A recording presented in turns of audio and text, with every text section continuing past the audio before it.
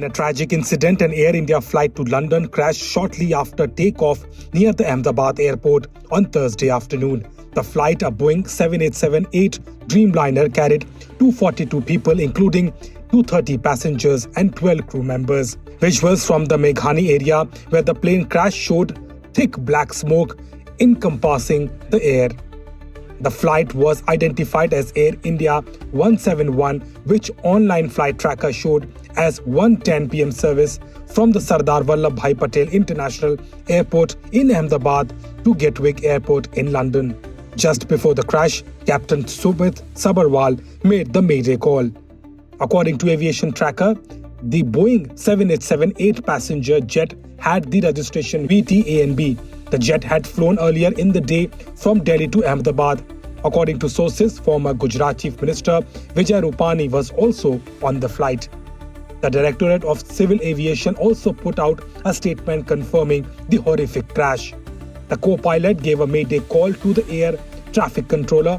Thereafter, no response came from the aircraft. Apparently, plane crashes during takeoff can result from a combination of factors, with human error, mechanical failure, and weather conditions being the most common. Other contributing factors include runway incursions, bird strikes, and air traffic control errors. Emergency services rushed to the spot following the crash, including 7 fire engines. Multiple visuals accessed by India Today covered the magnitude of the horrific crash, with one particular video capturing the moment the aircraft crashed and turned into a ball of fire. From the visuals, it is believed that the plane crashed into buildings.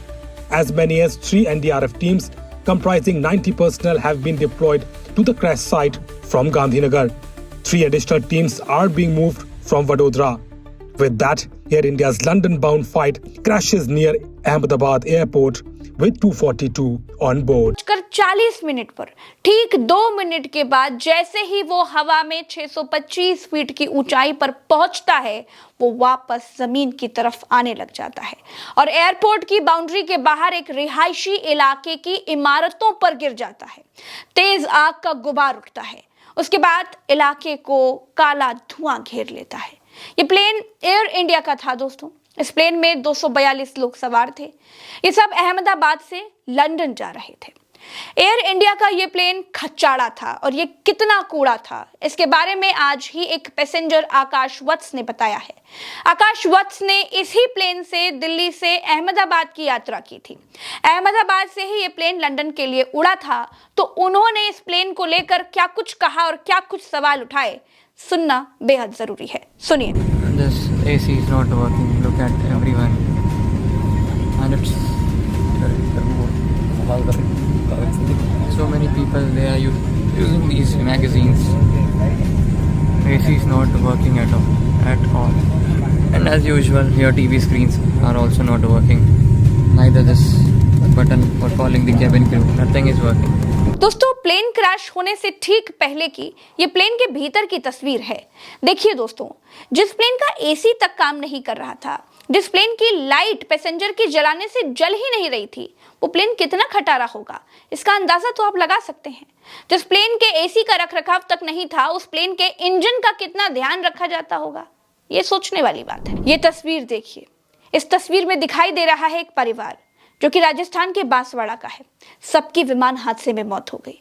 Doctor कोनी व्यास Pacific hospital से इस्तीफा देकर अपने पति प्रदीप जोशी के साथ London में shift होने वाली थी। आज सभी बच्चों के साथ जा रही थी और इस दुखद हादसे का शिकार हो गई। सवाल ये है दोस्तों कि कैसे हुआ ये प्लेन हादसा? क्या इसके पीछे कोई विदेशी साजिश है?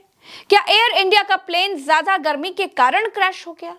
क्यों बोइंग कंपनी के इन जहाजों पर 3 महीने का प्रतिबंध लग चुका था? क्यों बोइंग के ये जहाज खटारा कहे जाते हैं? क्या कम रनवे पर दौड़ाकर प्लेन को उड़ा दिया गया? क्या ज्यादा माइलेज के चक्कर में 242 लोगों की जान चली गई? क्या एयरपोर्ट के बगल में मौजूद साबरमती नदी में प्लेन को गिराकर यात्रियों की जान बचाई जा सकती थी? एक एक बात बताऊंगी दोस्तों, सारी कहानी आपको समझाऊंगी। नमस्कार, मेरा नाम प्रज्ञा मिश्रा है और आप देख रहे हैं प्रज्ञा का पन्ना। दोस्तों, एयर इंडिया का जो प्लेन क्रैश हुआ वो बोइंग कंपनी का था। बोइंग अमेरिकी कंपनी है। इस प्लेन क्रैश में गुजरात के पूर्व मुख्यमंत्री विजय रूपाणी भी नहीं रहे, वो भी इस हादसे में मारे गए। कोई जिंदा बचा है? फिलहाल मेरे वीडियो करने तक तो ऐसी कोई खबर नहीं आई। एयरपोर्ट बाउंड्री के बाहर जिस इमारत पर एयर इंडिया का प्लेन गिरा, उसमें आधा प्लेन इमारत के इस ओर फंस गया और आधा दूसरी ओर, आधा नीचे जमीन पर गिर गया। प्लेन के टायर इमारत में फंसे रह गए, कुछ टायर जमीन पर बिखरे हुए मिले। प्लेन कई जगहों से टूट गया और टूट जाना, हर जगह से बाजे की तरह बजना बोइंग 787 ड्रीम लाइन की विशेष आदत है। माइलेज पूरा, लेकिन सिक्योरिटी 2 कौड़ी की भी नहीं। ये मैं नहीं कह रही हूं, आगे बताऊंगी क्यों कह रही हूं। लेकिन जिस इमारत पर यह प्लेन गिरा दोस्तों, वो डॉक्टरों का अतुल्यम हॉस्पिटल था। 60 इंटर्न डॉक्टर इसमें थे। 6 डॉक्टर्स के मारे जाने की खबर आ चुकी है। सब इस मेज पर बैठकर खाना खा रहे थे। दोस्तों, हादसे के बाद हॉस्पिटल्स में खून कम पड़ गया, ब्लड डोनेशन के लिए अपीलें करनी पड़ गई, स्ट्रेचर्स और एम्बुलेंस कम पड़ गए। इलाका सीरिया, इराक जैसा लगने लगा था। बिल्डिंग्स काली काली दिखाई देने लग गई, जमीन पर खड़ी कारें जलने लगी थी। लेकिन अब भी दोस्तों सवाल वही है कि आखिर क्या इस हादसे को टाला जा सकता था? क्या 242 लोगों की जान बचाई जा सकती थी? तो जवाब है हाँ, बचाई जा सकती थी।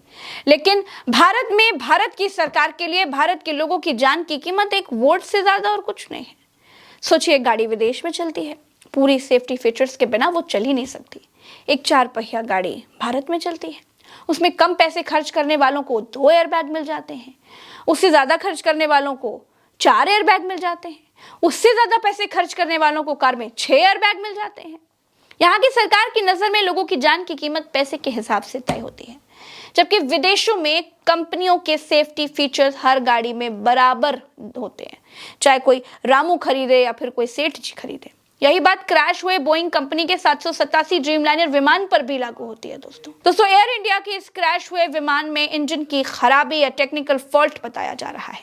लेकिन सवाल यह है कि विमान में 2 इंजन दिए जाते हैं, दोनों इंजन उड़ान के दौरान चालू होते हैं। अगर एक इंजन में कोई खराबी आ जाती है तो दूसरा इंजन इतना केपेबल होता है कि जहाज को वो सही सलामत पास के किसी एयरपोर्ट तक पहुंचा पाए। लेकिन बोइंग का ये ड्रीमलाइनर विमान उड़ते ही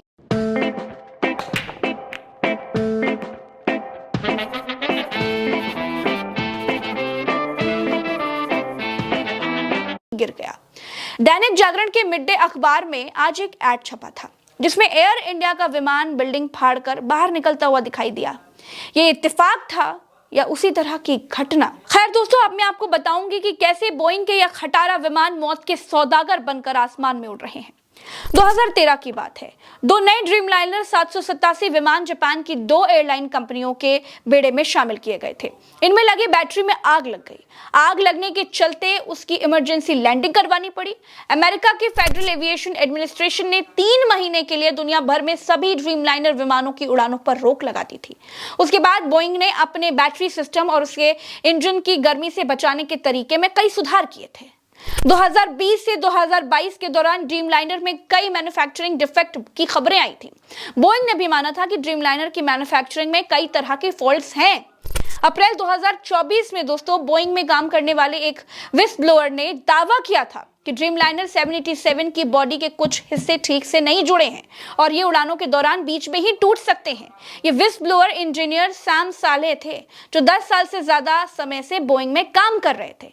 बोइंग में लंबे समय तक काम कर चुके जॉन बर्नेट ने 2024 में ड्रीमलाइनर 787 की सेफ्टी को लेकर के कई सवाल उठाए थे। मार्च 2024 में उनकी रहस्यमयी परिस्थितियों में मौत हो गई थी।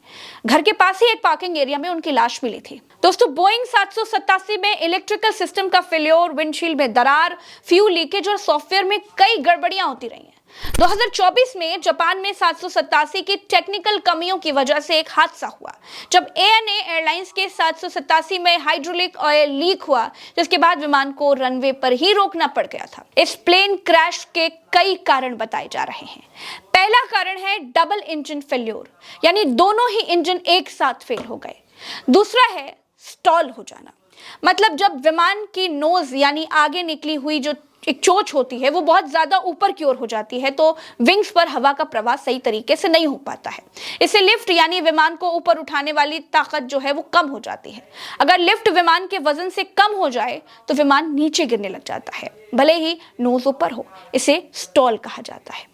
दोस्तों, नोज ऊपर होने का मतलब है कि पायलट विमान को ऊपर ले जाने की कोशिश कर रहा था, लेकिन अगर गति कम है या फिर विंग्स लिफ्ट नहीं बना पा रहे हैं तो विमान ऊपर जाने की बजाय नीचे गिर सकता है। स्टॉल होने पर विमान अनियंत्रित हो सकता है, जिससे वो बगल में झुक सकता है या फिर बहुत तेजी से नीचे आकर गिर सकता है। पायलट ने अंत तक कोशिश की प्लेन को बचाने के लिए, लेकिन बचा नहीं पाए। 242 पैसेंजर्स में से सिर्फ एक ही व्यक्ति बच पाया है,